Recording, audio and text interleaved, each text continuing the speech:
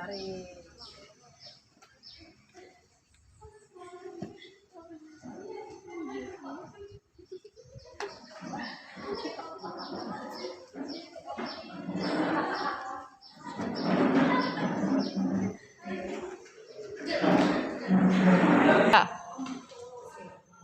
Sebelum belajar, marilah kita berdoa. Berdoa mulai.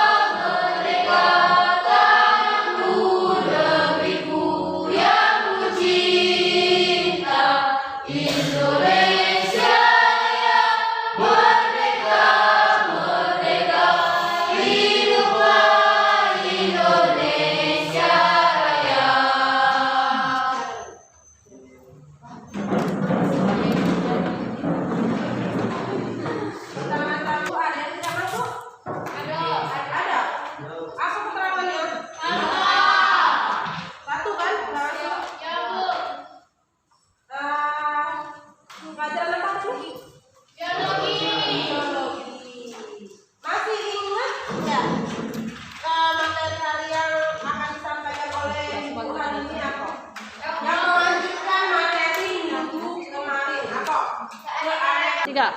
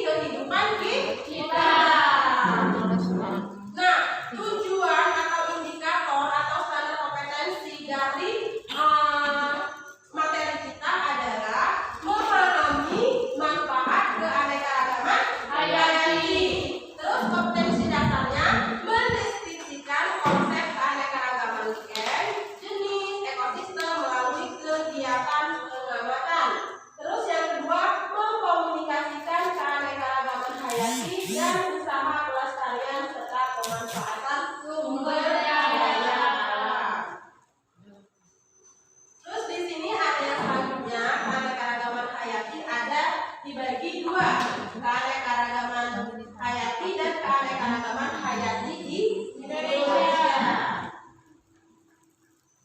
Nah, ini sudah tahu kan pengertian dari keanekaragaman hayati tadi sudah Ibu jelaskan.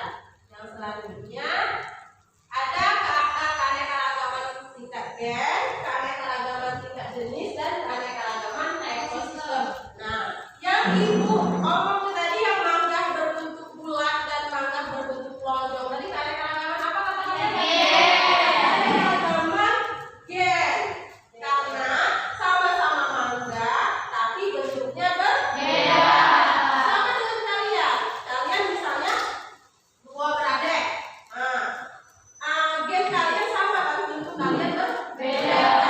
Walaupun itu kembar tapi masih ada bentuk yang berbeda. Tapi gennya sama. Terus yang kedua keanekaragaman tingkat jenis. Nah, sebelum kita ke tingkat jenis, apa sih itu keanekaragaman tingkat gen? Ada yang tahu? Nggak ada yang tahu. Nah, sekarang Ibu bacakan. Keanekaragaman tingkat gen adalah keanekaragaman yang timbul karena adanya variasi susunan gen dalam suatu spesies atau ada susunan gen di dalam diri kita. Terus variasi gen menyebabkan fenotip dan genotip setiap makhluk itu berbeda. Nah, berarti kalau mengakibatkan genotip sama fenotip makhluk itu berbeda, berarti tidak sama, ya kan? Dia memang sama-sama, misalnya kita sama-sama manusia, tapi bentuk kita berbeda, ya kan? Sifat kita berbeda, sama dengan jenis mangga yang Ibu contohkan tadi, ya kan? Bentuknya lonjong, sama bentuknya bulat, tapi tetap mangga. Yang lanjutannya, variasi gen dapat terjadi melalui perkawinan maupun akibat interaksi gen dengan lingkungan. Contohnya pada variasi spesies kucing terdapat variasi seperti kucing Angora berbulu panjang, kucing siam, dan kucing Bernese. Nah, jadi kan itu sama-sama kucing kan? Tapi bentuknya berbeda. Ada yang berbulu panjang, ada yang berbulu pendek, ya kan? Ada yang ekor panjang, ada yang ekor pendek. Jadi keanekaragaman tingkat gen itu adalah keanekaragaman yang ada di dalam gen makhluk hidup tersebut. Lanjut ya. Terus keanekaragaman tingkat apa lagi tadi? Tingkat jenis. Keanekaragaman tingkat jenis. Contohkan keanekaragaman tingkat jenis ya.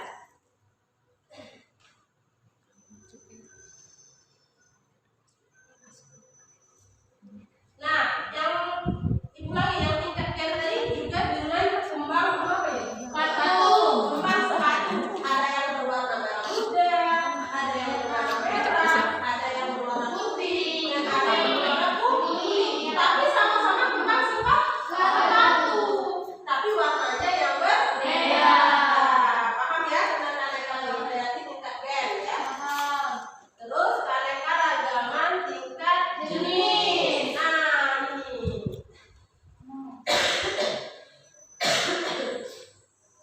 Nyamuk katanya nih. Makanya lah, gimana kalau tingkat keanekaragaman hayati yang contohnya nyamuk?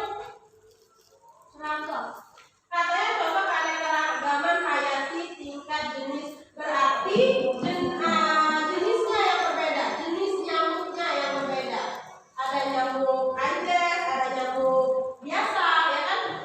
Nyamuk aedes bisa menyebabkan penyakit, tapi kalau nyamuk biasa tidak menyebabkan penyakit. Terus tumbuhan paku. Berarti jenisnya berbeda, tapi bentuknya sama.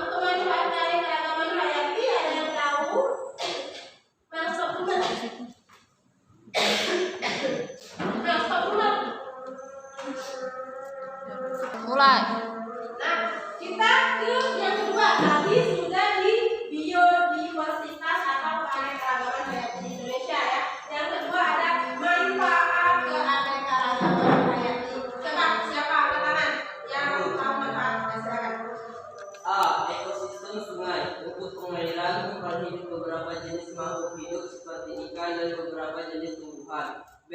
Ekosistem terumbu karang, tempat hidup berbagai jenis ikan, bisa juga untuk wisata air. C. Ekosistem hutan bakau, mencegah abrasi dan juga tempat tinggal berbagai jenis ikan. Benar. Nah, yang di sini dia manfaat keanekaragaman hayati menghasilkan SDA atau sumber daya alam hayati. Contohnya ada sumber kayu, sumber karbohidrat dan protein. Berarti ini adalah sumber daya alam pangan. Terus sumber obat-obatan dan kosmetika. Contohnya mana? Sumber obat-obatan kosmetika. Nah, temulawak untuk apa? Obat-obatan. Emang temulawak kecantikan apa? Oh, untuk mencerahkan kulit. Terus apa lagi kalau untuk obat-obatan apa? Jahe. Terus apa lagi? Kencur. Sirih. Cabe.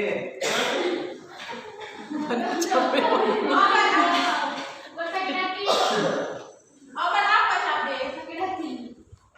Obat lapar untuk masak. Obat mual. Terus apa lagi kalau untuk obat-obatan?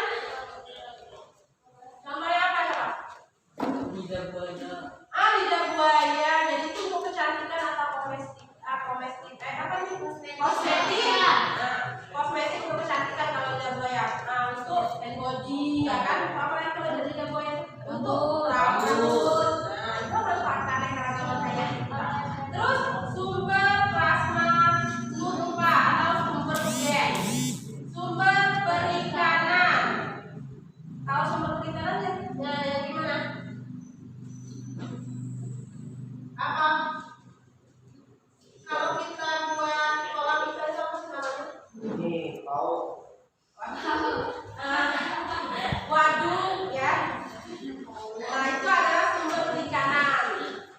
Terus sebagai sarana pengembangan ilmu pengetahuan, pendidikan, rekreasi dan wisata. Nah, apa contohnya kalau sumber pengetahuan, pendidikan, rekreasi dan wisata tadi apa? Apa tadi? Ekosistem apa? Ekosistem perairan, daratan, ya kan? Kita bisa rekreasi ke sana dan wisata juga. Terus menjadi sumber pendidikan sebagai bahan pengetahuan. Manfaat dari aspek sosial dan budaya masyarakat. Nah, kita manfaat dari aspek sosial dan budaya masyarakat itu supaya budaya lain mengetahui budaya kita tentang keanekaragaman hayati yang ada di Indonesia tadi, seperti tumbuhan dan hewan. Kan orang luar nggak tahu adanya bunga aplesia tadi. Nah, terdapatnya ada di Indonesia, makanya dia wisata ke Indonesia dan mendapatkan pengetahuan tentang itu tadi tumbuhan yang ada di Bengkulu itu tadi, ya kan? Nah, mereka tahunya kalau si rafflesia ini terdapatnya di Bengkulu. Terus mereka tahu juga kalau si badak Sumatera itu terdapat di hutan Sumatera. Nah, gajah Sumatera ada Bu ya? Hah? Gajah Sumatera tadi ada. Tapi bukan tadi kan ada gajah Sumatera.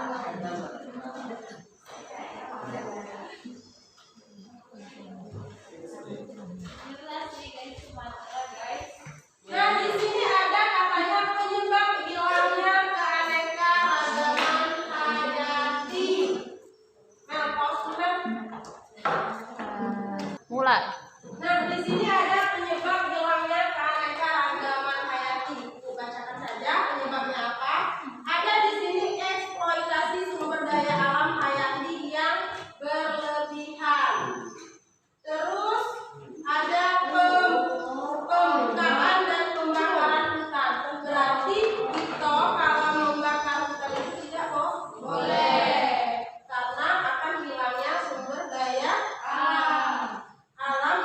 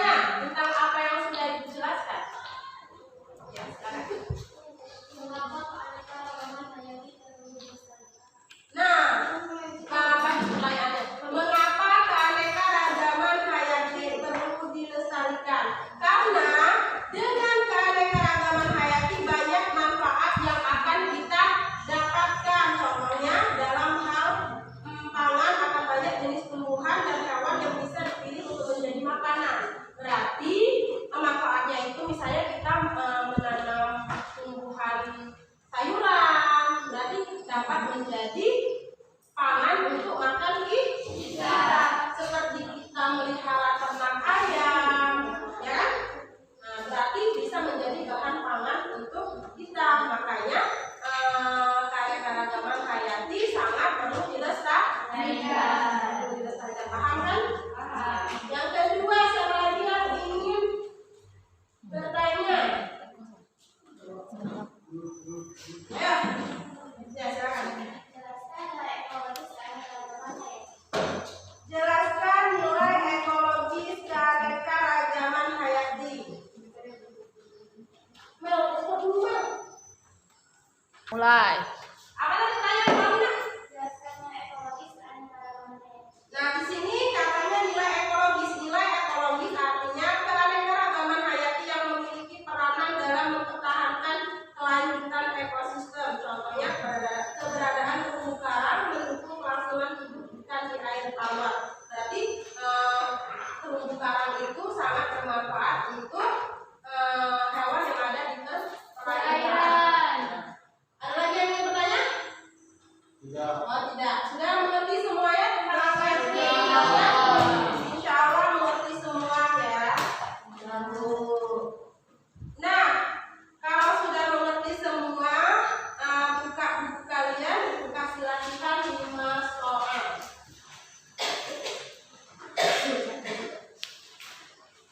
Sudah siap? Yang pertama, jelaskan ciri-ciri utama keunikan keanekaragaman jenis dan berikan contoh. Apa Bu?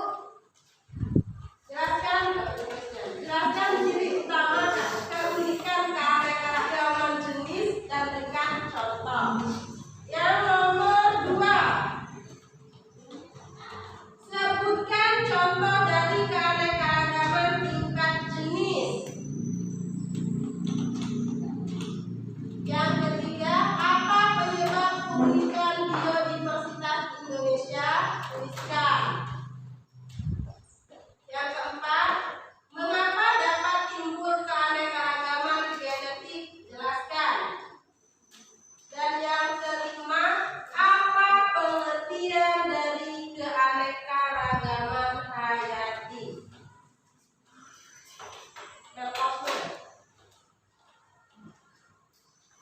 Mulai. Sudah selesai tugasnya? Sudah. Sekarang kumpulkan.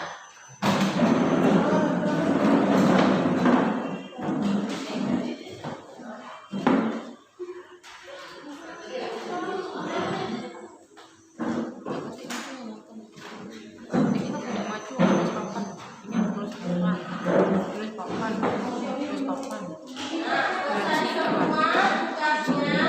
Jadi dapat kita simpulkan apa tentang keanekaragaman hayati yang kita bahas tadi. Coba siapa yang bisa menyimpulkan? Silakan. Karena